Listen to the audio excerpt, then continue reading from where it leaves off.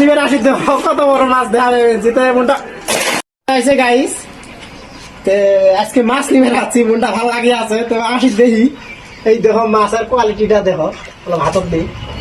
এই যে দেখো গাইস মাছ, তো এই মাছটা নিমু আজকে বুঝছো, যদি আরেকজন আসে ভাগত নিমু আর কি।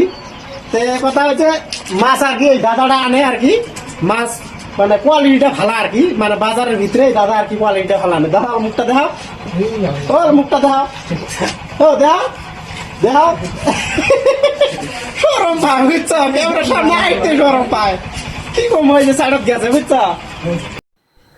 মানে ফেন্সি বাজারের মধ্যে আসলাম, মাছটা তোমাকে হাতত নিয়ে দেখাই মাছের কোয়ালিটিটা কিরম হয়। মাছের মোটামুটি 3 কেজি মানুষজন হবে, এটা ধারণার বাইরে। এই দেহ শক্তি দেহ কিরম বুঝছো, শক্তি ধারণার বাইরে আর কি বুঝছো মাছের।